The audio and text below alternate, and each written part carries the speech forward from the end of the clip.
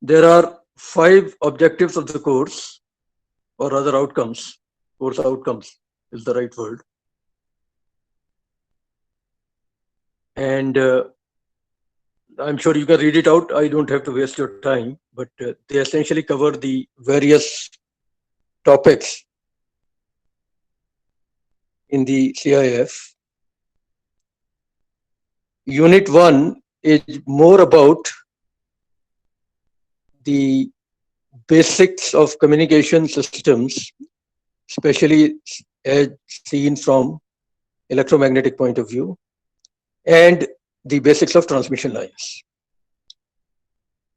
Unit 2 is where the electromagnetic theory begins rigorously by introducing you to Maxwell's equations and the propagation of electromagnetic waves in various media. And then Unit 3 comes back to transmission lines with the electromagnetic analysis in mind. The transmission lines that we would be covering in detail are rectangular waveguide, circular waveguide, coaxial line, and microwave integrated circuits. Okay, so this is the essence of the course. Introduction, EM theory, and then application of EM theory to various transmission lines. The grading algorithm you have already seen. Assignments have 15% weightage, so please submit them in a timely manner. Quizzes are 25%. We don't know the exact numbers, but I think we will figure them out soon. And midterm is 25% and term is 35%. Okay. Please be aware that, I mean, discussion outside the classroom is as important as that in the classroom. So feel free to contact me anytime if you have any query that is unresolved in whichever way. Okay. Now look at Unit 1 carefully. That's the beginning point. Logarithmic units. I think in first year you have been taught a bit about what dB units are, why they are so popular. We will revisit some of that and we will move forward in terms of applying them to some real life situations. Once we have taken care of the logarithmic units, we will work on representing a two-port network using fictitious parameters called circuit parameters. I'm coming to another document which will talk about all this in detail. Allow me to close this document because I think there is no point going through each and every line. With time, you will be sufficiently familiar with all this. Okay, so I'll close this document and begin a new one, where some of the basics that you have been taught in the past will be quickly reviewed so that we are on the same page. You will be getting all these documents anyway, so go through them with me, but if anything is missed out, you can always read it once you get the document. The basic terminology is very critical in this course. Everything is taught to you in the past in physics or in basic electronics course. Force, energy, frequency, current, charge, resistance, conductance, resistivity, conductivity, EMF, MMF, electric field strength, electric flux intensity, and so on, electric field density. All that is rehashed in this document. One important thing to remember is that as an electronics engineer or even as a computer science person, you will be frequently dealing with communication systems, electronic communication systems. The purpose of communication systems is to transmit speech and data over a long distance. Whether we use wires or whether we go without wires is our choice. Wireless communication systems are as popular as wired communication systems. There is no clear pro and con here. They are both equally useful, I think. But whichever way you look at a communication system, essentially there are three major components. One is the transmitter, where you take the input data or input voice, modulate it, upconvert to a higher frequency, which is suitable for transmission over long distances. Then through antennas, I'm talking about wireless communication system right now, through antennas, that entire signal is sent through air or free space over long distance. That entity is known as propagating or propagation medium, which takes the modulated signal, modulated high frequency signal, and takes it to a longer distance. Okay.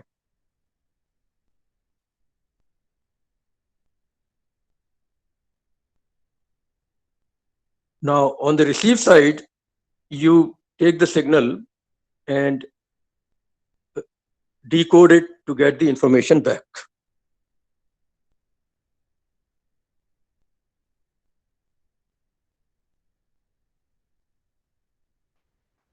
Sir, can you please rotate your phone? As the screen share is very small on our laptops. Okay, fine. Give me 1 minute. Unfortunately, rotating is not helping it. I guess my settings are not correct.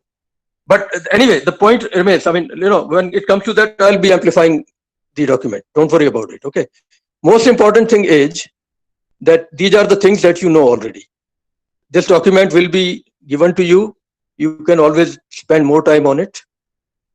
There's no point going through each and every line of this document because this is a summary of what you are supposed to know. Okay, so don't worry too much about each and every line. The essential point that I'm trying to tell you is that when you talk about a communication system, there are three entities there: transmitter, medium, and receiver.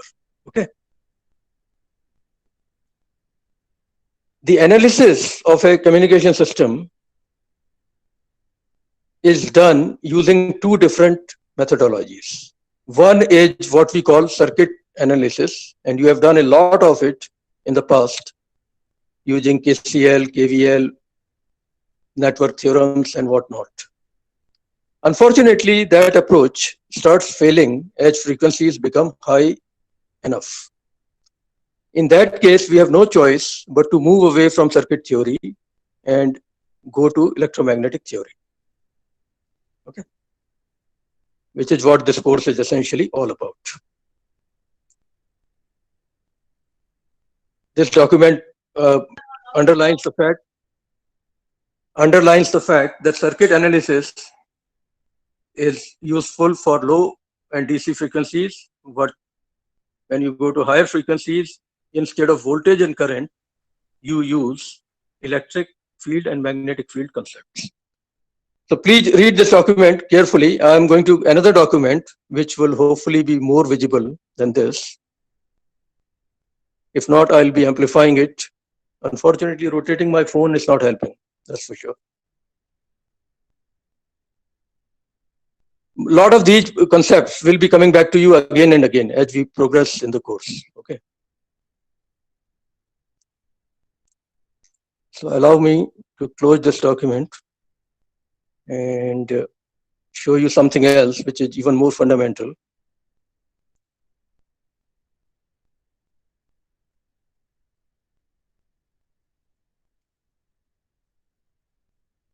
Whether you are talking about a system or a component in a communication system, it is always possible to model the behavior by using a concept called network.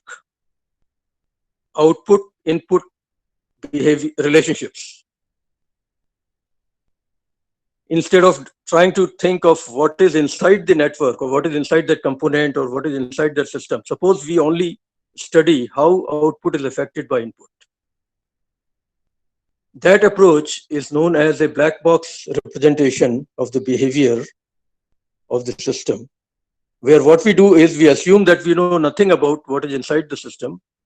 Instead, we define an input voltage and an input current, and an output voltage and an output current, which you see in this diagram here. V1 is the input voltage of this unknown network. I1 is the input current, V2 is the output voltage, and I2 is the output current. The directions are as shown. Directions and polarities are as shown. This approach is very commonly used to analyze complicated systems, because if you start looking at each and every detail of a large communication system, the number of equations that you'll have to solve will become very large. So instead of that, we go for a so-called black box representation, break this system into several individual functionalities, and each functionality is represented by a port. A port is nothing but a pair of terminals. This particular rectangular representation is showing you a system where two input terminals are constituting the input port and two output terminals are constituting the output port. Okay. This will be coming back to us again and again. This kind of representation will be seen again and again. In addition to that, one very commonly used equation that we will be frequently encountering is the relationship between frequency and wavelength of an electromagnetic wave. You have studied all this in the past. Frequency is related to the wavelength through speed of light, especially if the medium is air or free space. One sample example is given here. Actual value of frequency is going to be determined by the system that you are trying to analyze or design. Okay. And correspondingly, you can always use this formula to calculate the operating wavelength. That's what this calculation is all about. I'm sure you can work out the mathematics. If the frequency is 92 megahertz, the wavelength is 3.26 meters. This is one example. The higher the frequency, the lower is the wavelength. And electromagnetic waves are represented as periodic signals using cosine or sine functions. And you have been taught several times concepts like frequency, wavelength, time period, angular frequency, and so on. So that is all repeated here. Now, what exactly is an EM wave? I think it's a good idea to go back and define it. You do something, and that something is repeated at a distance with some finite time interval. Then we say that a wave is propagating. Doing something and seeing that thing reproduced at a distance. That is what is a wave all about. Okay. If the source is electromagnetic, then this will constitute an electromagnetic wave. There are mechanical waves also, but we will not be concerned with them in this course. Okay. Transmission lines are essentially all around you. They carry electromagnetic energy from one point to another. Some of the most commonly used names are two-wire line, which is in your home also. It is taking electric signal from one point to another in your home. There are more than two wires also possible. Telephone lines that you see all around generally have more than two wires, but they are still distinctly visible to you. Then there are other lines which we will be studying in detail as we progress. One of them is known as coaxial line. You have seen this in first year lab, that cable that was feeding the CRO from the function generator, that is a coaxial line. The outer conductor is not visible to you. It is encapsulated in a black color material. But inner conductor, if you look at the cross section of that cable, you see an inner conductor. That is called a coaxial line.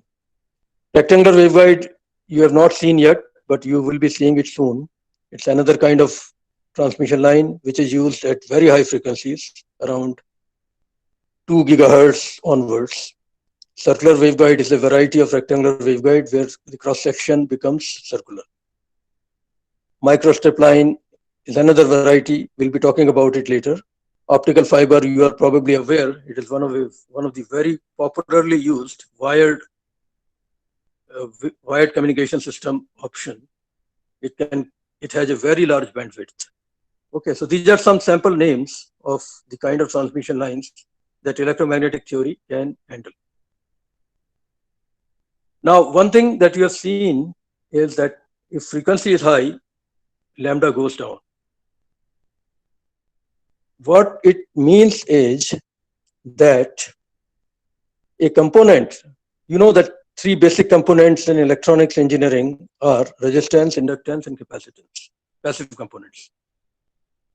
They have a finite size. If the size is comparable to the wavelength at which you are operating, then those components' behavior cannot be modeled as if it is the same throughout the dimensions of the component. In that case, the component is called a distributed component. Its behavior depends on where you are looking inside the component. And that happens if the dimensions of the component are comparable to the lambda value that you can calculate depending on the frequency that is known to you. Normally, in the basic electronics lab, you were using very low frequencies of the order of maybe several kilohertz, that's it. So lambda was very high. As a result, all the resistors, inductors, and capacitors that you were using were not distributed components. They were what we call lumped components. That means their dimensions were very small compared to the wavelength involved. You could consider as if their entire function is concentrated at one point. There is no change in the behavior of the component along the length. So this is the essence of lumped versus distributed components distinction. Transmission lines in general are considered distributed components because their behavior changes as you go along the length of the transmission line. Lumped components, in theory at least, should have no difference depending on where you are looking at the behavior inside the component. Now, as I said, higher frequencies and lower frequencies, all this is fine, but the reality is that you cannot use any frequency that you want for doing your work. There are standard bands dedicated to various applications. These are licensed bands. Before you use any frequency band for designing anything, you need permission from regulatory authorities, especially if you are transmitting high powers. There's an organization in India called TRAI, Telecom Regulatory Authority of India, that allows spectrum to be used by several people or by various people. Without license, you cannot operate in those frequency bands.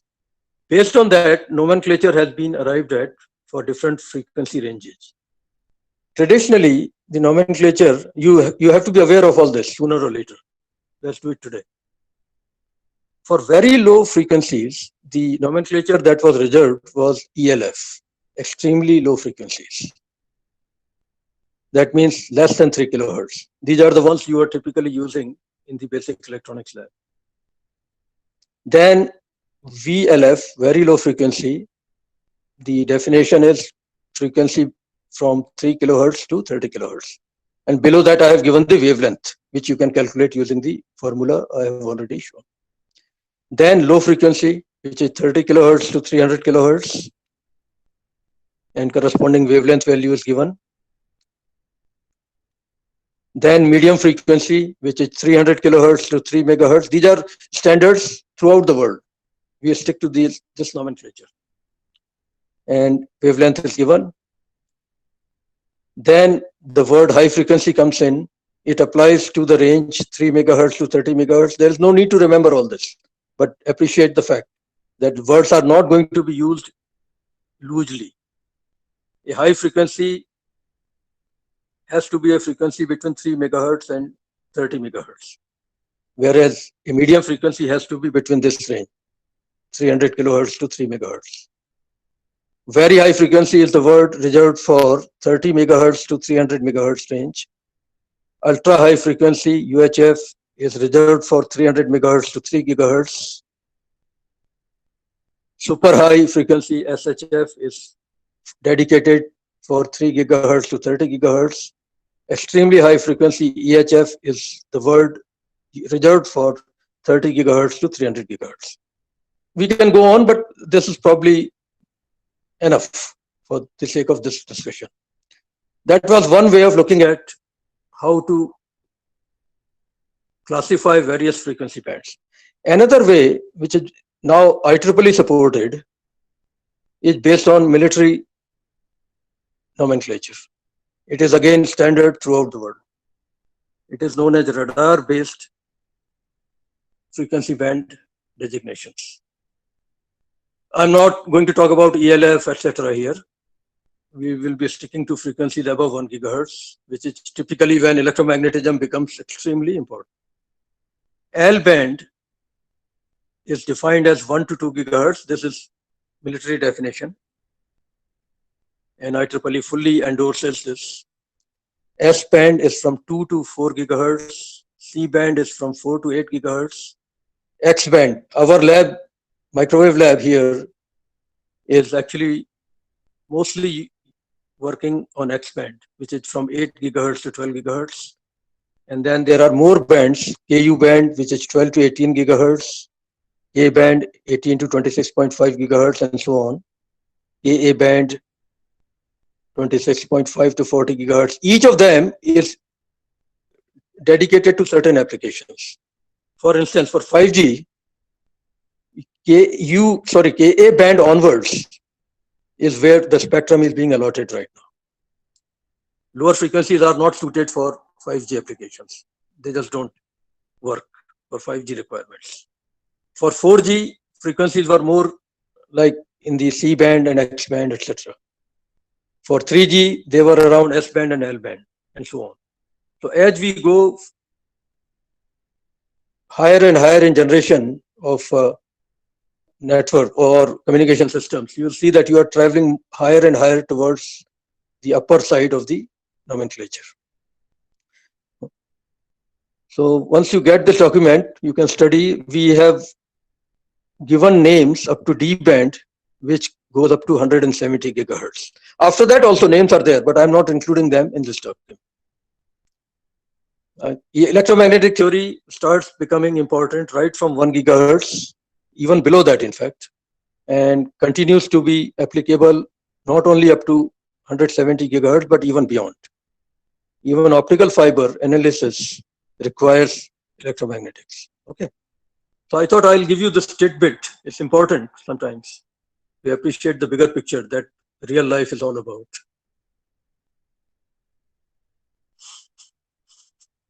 Now, let's get back to some basic definitions, where what I told you so far will start making more sense.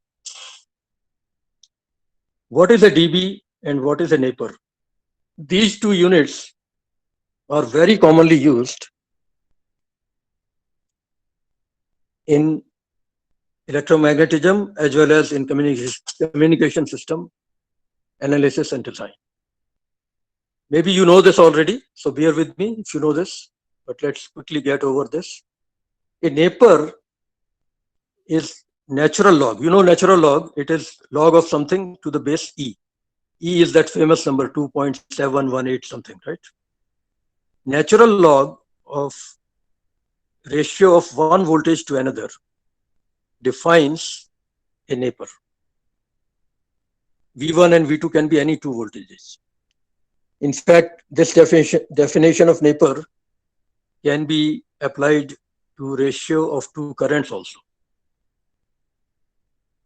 If I have a 100-volt signal and I am comparing it with 1-volt signal, then the neighbor value of 100-volt signal with respect to 1-volt signal will be ln of 100 divided by 1, whatever it is. So many neighbors.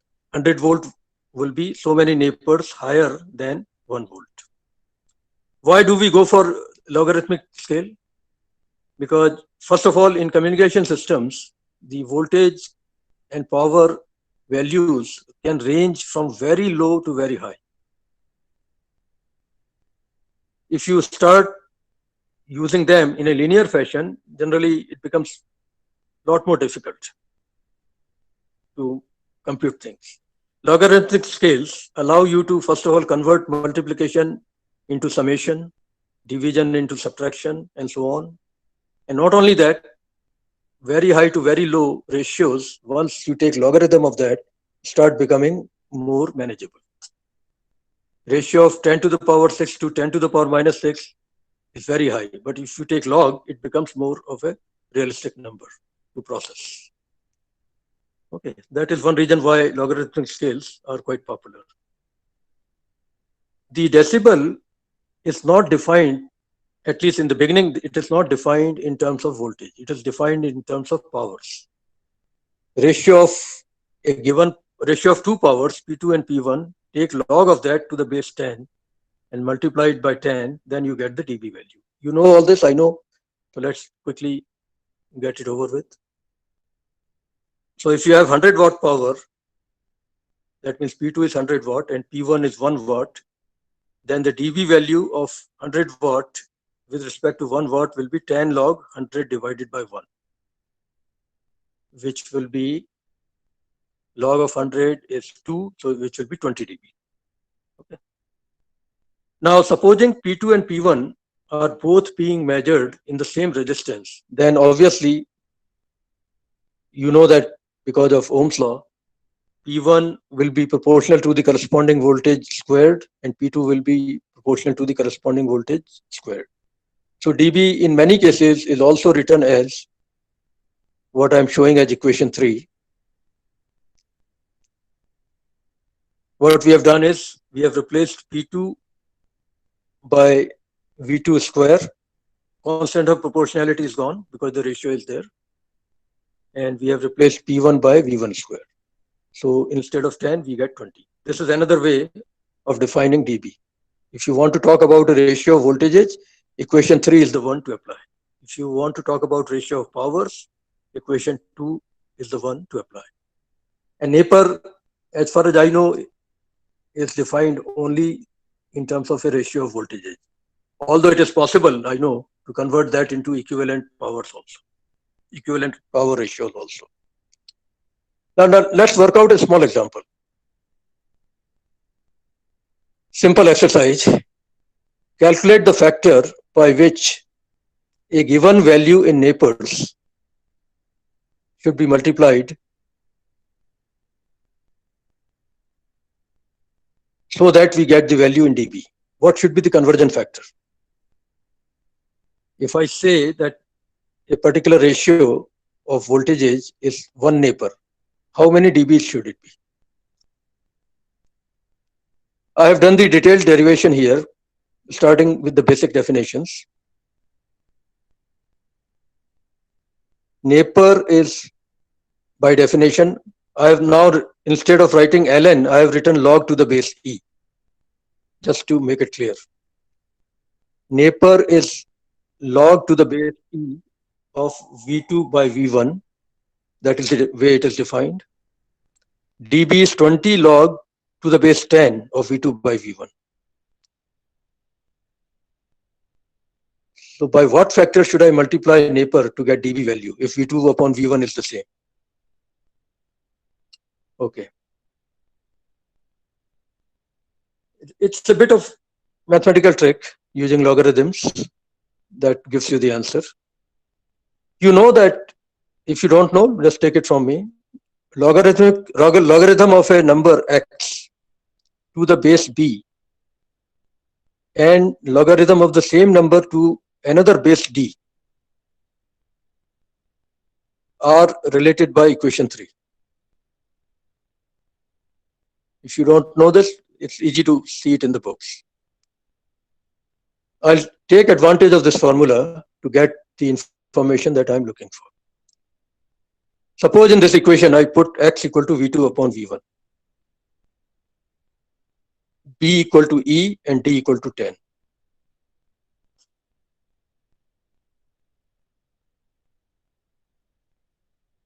What I get is log to the base E of V2 upon V1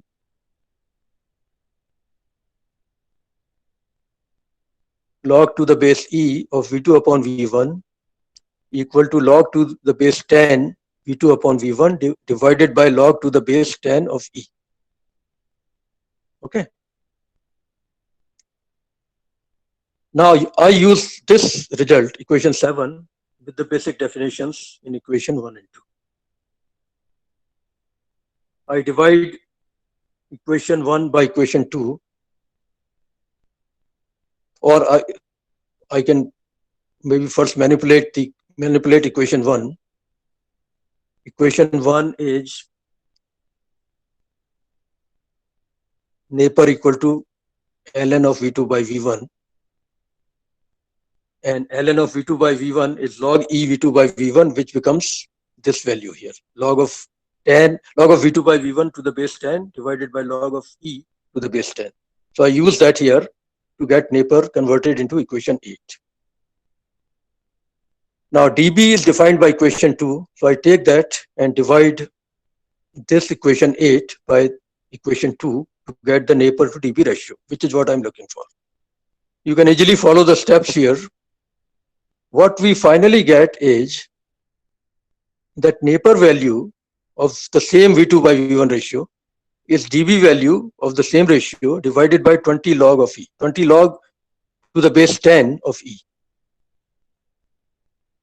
And E is a well-known number. It is defined as an infinite series of 1 upon factorial n, and this number is approximately equal to 2.71828.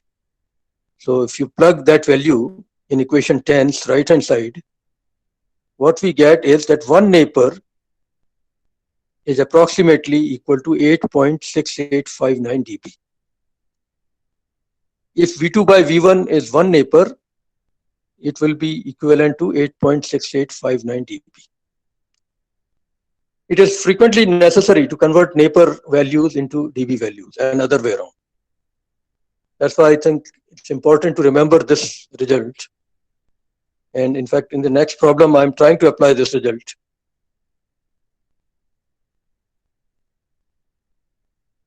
Read this problem carefully. A cellular base station power amplifier. Power amplifier is a component which takes some input power and raises the value to a higher one. Okay. The ratio of output power upon input power is known as the gain, power gain. Now, in this case, what they're telling us is that the gain of the amplifier is 3.83 Napiers rather.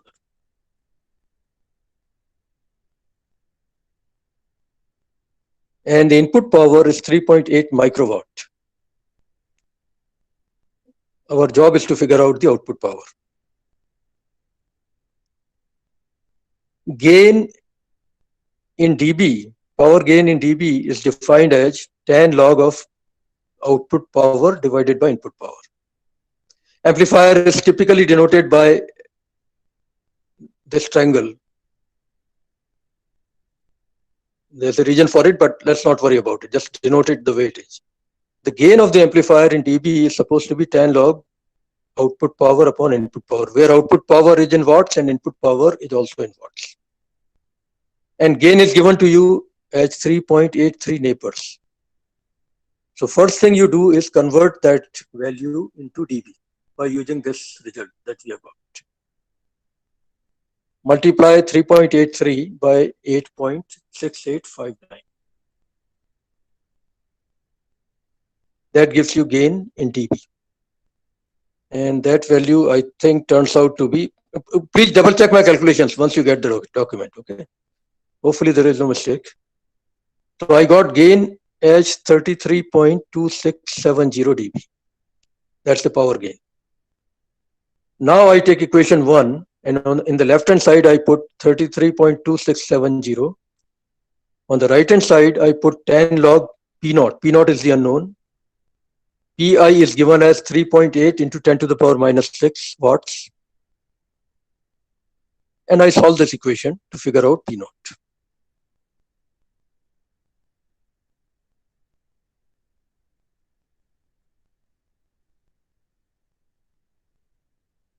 If my calculations are not wrong, I'm getting P naught to be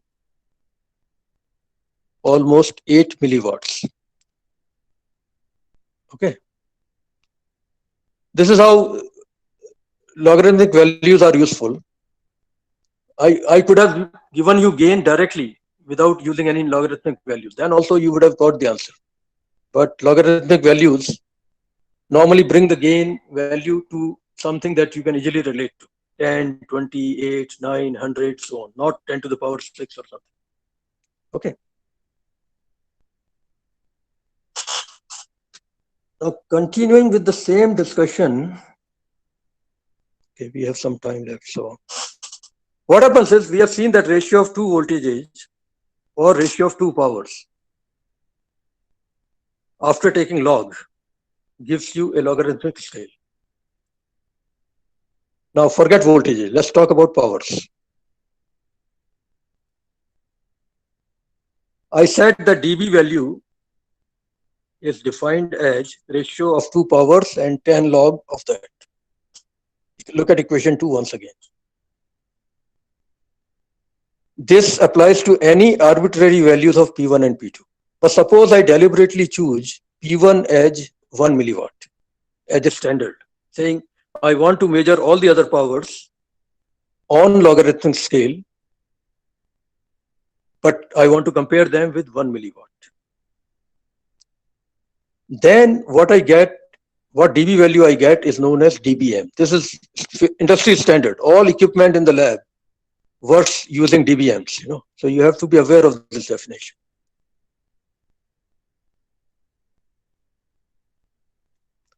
This is what I'm saying here. Power measured with reference to 1 milliwatt on a logarithmic scale using base of 10 is known as power in dBm. We don't say dB, we say dBm because we are using reference of 1 milliwatt.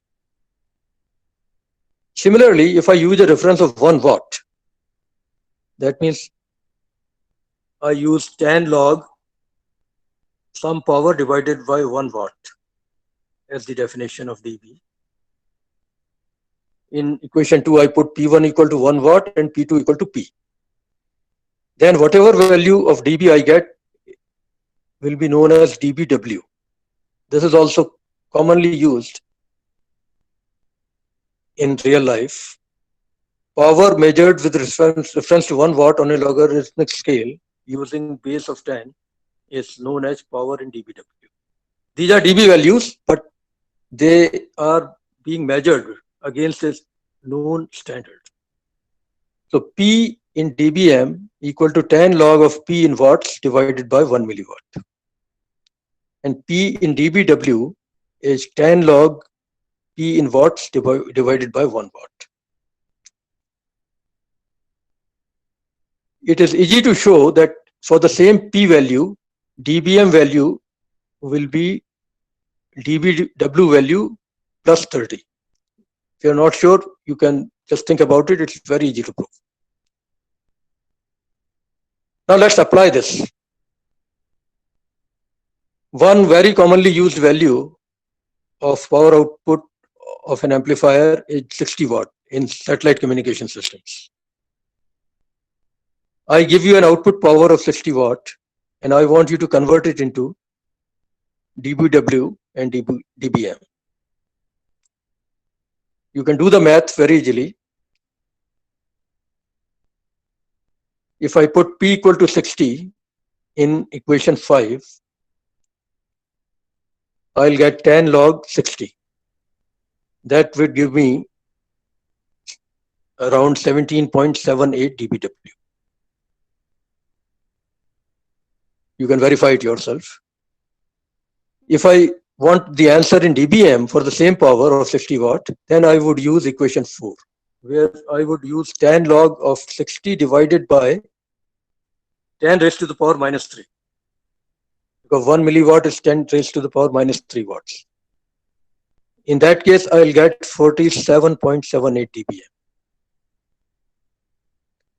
If you're not sure about this, let me show you another problem which I have solved on the next page.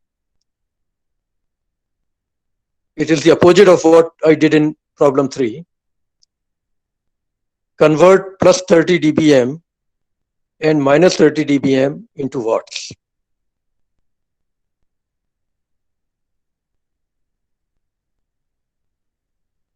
The answers are given here. 1 microwatt for 30 dBm and 1 watt for 30 dBm and 1 microwatt for minus 30 dBm. How did we get it?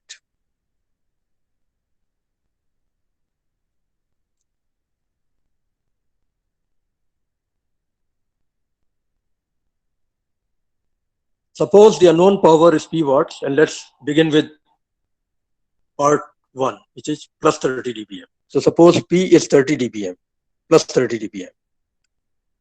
Then using equation 6, I put plus 30 on the left hand side.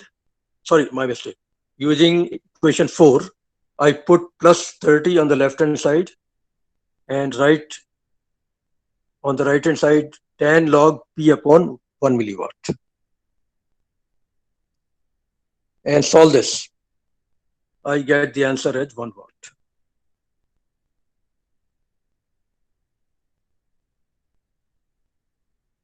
You should be very comfortable with these kind of calculations. Converting a given power into dBm or dBW, or converting a dBm or dBW value into watt value. Both should be very natural to you. Okay.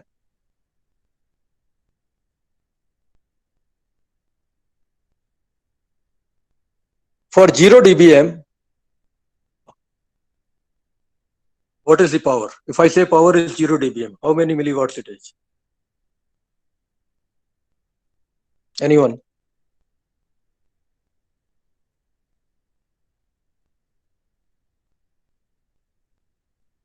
Zero dBm is how many milliwatts?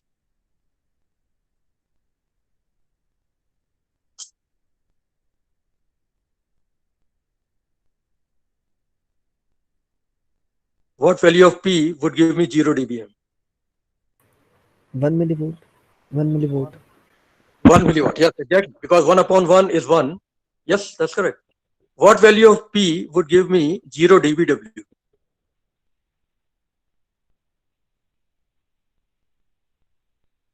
One. 1 watt, yes, right, exactly. The actual power and the standard power are both the same, essentially. Okay. So these are the kind of things you should be, I'm sure you will be quite comfortable with soon. Okay. I don't think I want to go any further, although there's one problem here that I could have shown you. Maybe. Give me 1 minute, otherwise I'm going to stop.